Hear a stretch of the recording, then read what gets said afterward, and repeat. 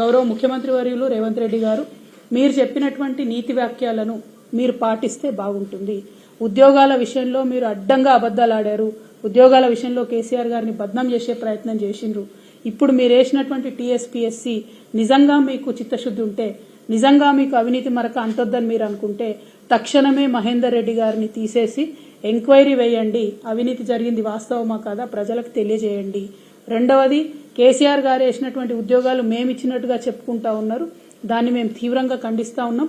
మీరు ఇప్పటివరకు ఇచ్చిన 60 ఉద్యోగాలే, ఇంకా కొత్తగా ఏం ఉద్యోగాలు ఇస్తారో, డిసెంబర్ వరకు ఏం ఉద్యోగాలు ఇస్తారో తెలియజేయవలసిందిగా కోరుతా ఉన్నాం. మూడవది, విద్యుత్ సంస్థలో నియామకం చేసినటువంటి ఆంధ్రోళ్లను తక్షణమే తీసి తెలంగాణ డైరెక్టర్స్ వేయాలని మూడో డిమాండ్ చేస్తా ఉన్నాం. నాలుగవది, సుప్రీంకోర్టు ఆఫ్ ఇండియాలో మీ పర్సనల్ కేసులు, మీ అవినీతి కేసులు, మీ దొంగ కేసులు వాదించి ఆనాడు తెలంగాణ ప్రభుత్వం మీద దొంగ కేసులు వేసిన టీంని తీసేసి నిజంగా టాలెంట్ ఉన్నటువంటి వాళ్లను, నిజంగా తెలంగాణ ప్రభుత్వ ప్రయోజనాలు కాపాడే వాళ్లను పెట్టాలని డిమాండ్ చేస్తూ మరి మీ యొక్క చిత్తశుద్ధి నిరూపించుకోవాలి. మీరు ఇన్ని రోజులు చేసినటువంటి ఆరోపణలను దాన్నన్నింటినీ కూడా తప్పని నిరూపించే విధంగా ఉన్నటువంటి మీ వ్యవహారాన్ని సరిదిద్దుకోవాలని సూచన చేస్తా ఉన్నాం. Thank you. జై తెలంగాణ.